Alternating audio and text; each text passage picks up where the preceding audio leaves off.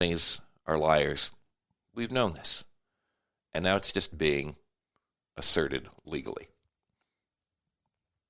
In theory, the receiver would continue to collect rents, pay taxes, pay the bills, and the company's salaries until the assets are sold off, with Trump, who is the Trump Organization's sole beneficiary, receiving what's left over after any debts and liabilities are met. Those debts may include a $250 million judgment the Attorney General is seeking when the case goes to trial next month. We'll see. We'll see. It shouldn't take like the worst possible person, and there are too many worse people than Trump. It shouldn't take him to say, okay, well, we got to do this. There are a lot of companies that should be dissolved. There are a lot of companies that should be reorganized. They should be broken apart. I don't know if you remember that far back. I'm not going to go into the details, but once in the United States of America, all the telephone, I know, young people hardly use telephones anymore. But once we had telephones to communicate, I know we carry them around in our pockets, but you see, when I was a kid, and this is weird, and there's a reason that it was weird. I had a massive, in our home, when I was growing up, me and my mom and my dad and my brother had this massive, clunky thing that was our telephone. Must have weighed 10 pounds or something like that. Big clunky thing with push buttons on it and a big, massive thing that you put up to your head. It was comforting in a way, but it was a big, blunt object that could inflict, I'm sure, all sorts of horrific trauma. I'm sure in many instances did. But anyway, you didn't own that. Back in the day, you did not own your phone. That was a possession of the phone company that the phone company owned. And if they cut off your phone service or you canceled your phone service for some reason, they took the phone back. They sent somebody by and took the phone back. And if your phone stopped working and you needed a new phone, somebody would come by your house and they would take your old phone and they'd bring you a new one. That's how it worked back then. This is nothing new or special to the people my age and older in our audience. But for younger folks, it might come as something of a surprise. Anyway, the reason for that was because AT&T, Atlantic Telegraph and Telephone, I think, one company owned almost all the phone lines in the country. And it was a monopoly. And eventually, the government said, well, that's not right. This is a monopoly. We got to break this up. And they did. They broke it into regional phone companies in the early 1980s. And so there wasn't one phone company that owned everything anymore. Open up kind of a free-for-all. The government can do that. It can destroy companies. It can break up companies when it's not in the public interest. If you can't own your own phone, if they're charging ridiculous rates for long-distance calls, which they used to. I mean, it's hard to remember now. The technology has advanced, but back in the day, it cost a lot of money to call across the country, around the world. Now it doesn't hardly cost anything, at least anywhere in the country. It costs a lot less to call, somewhere internationally than it used to. It used to cost a lot of money. You get big phone bills. Boy, Well, the government is looking into doing something about another monopoly, one which in this day and age we're more familiar with, and that's Amazon.com. And when we come back in a moment, we're going to talk about what's happening with that. I'm Beowulf Rockland. This is Facepalm America. We shall return.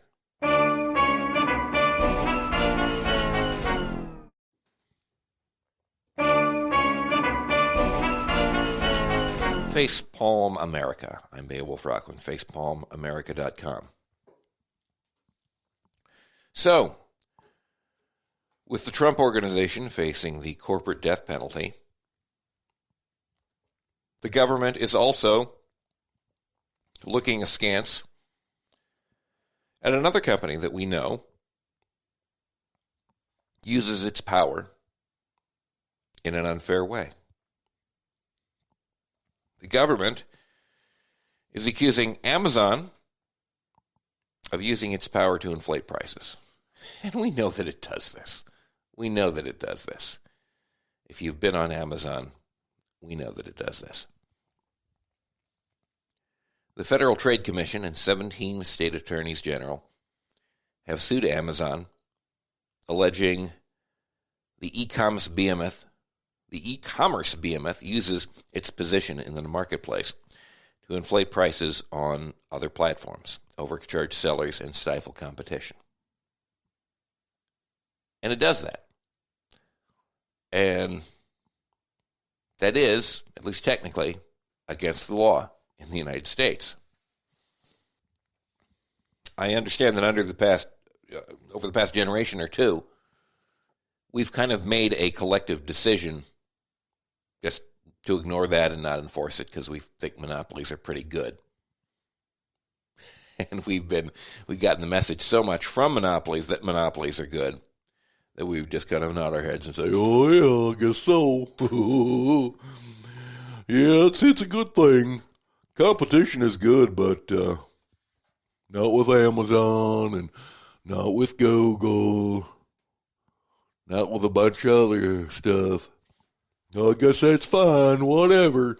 Charge me whatever you want to.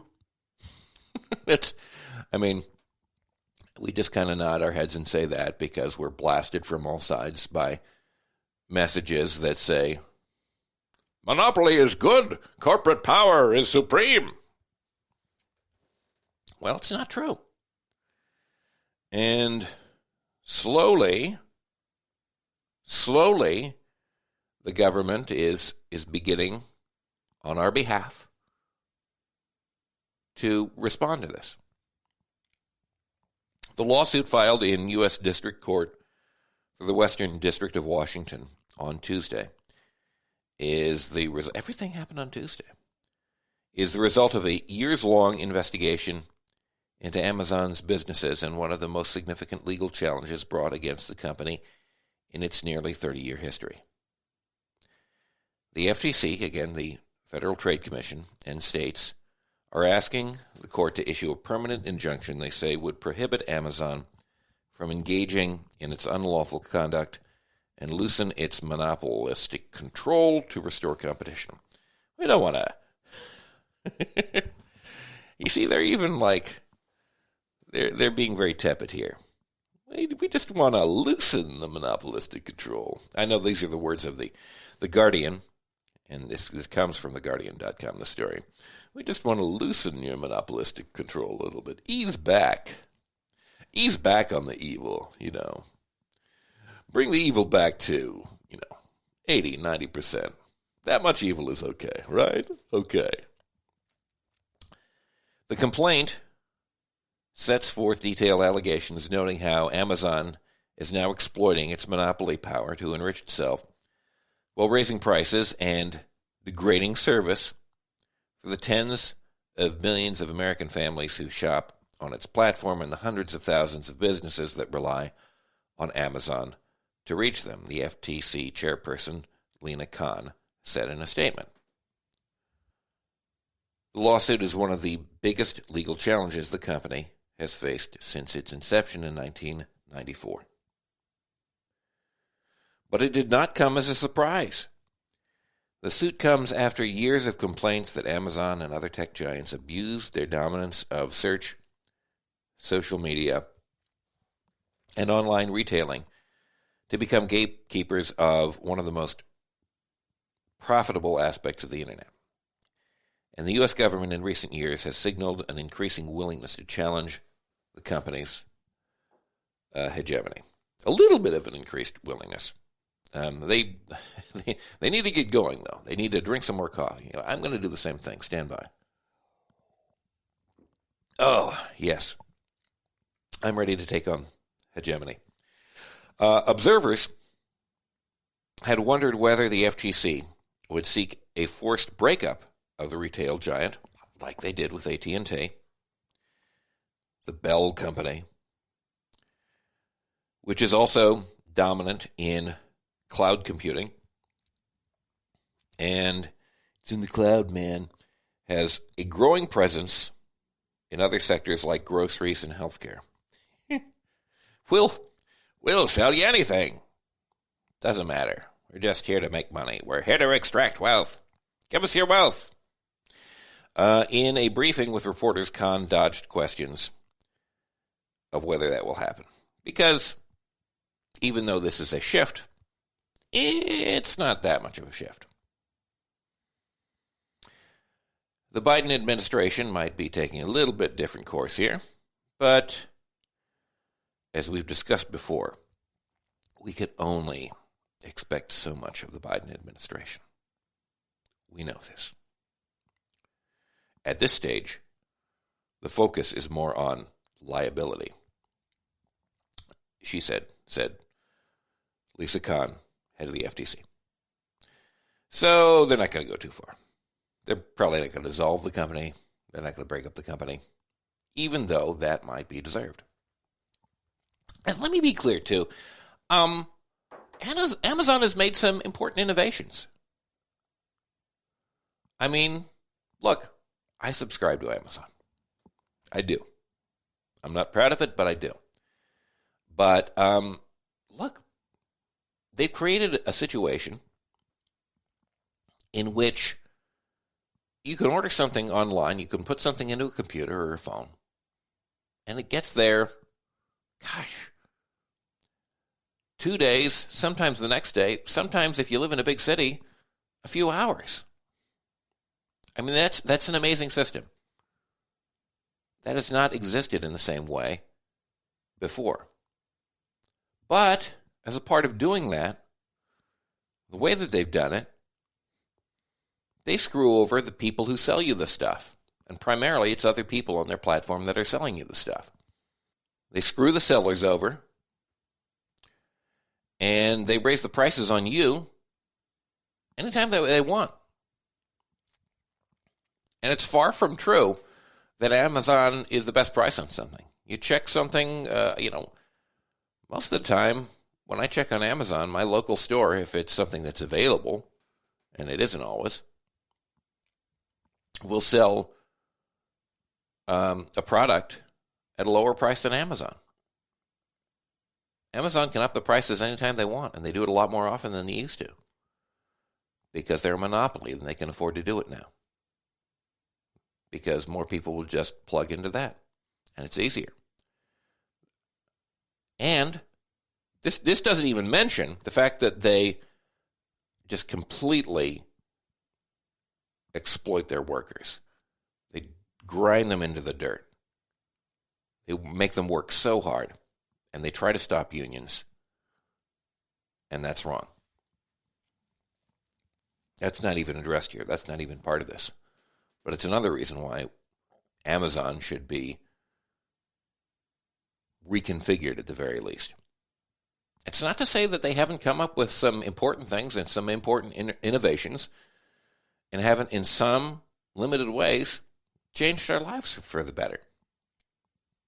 But is that worth having legions of people in warehouses, like working themselves to death? Having delivery drivers working themselves to death? Is it worth screwing over the people who actually sell the products? Is it worth screwing over you,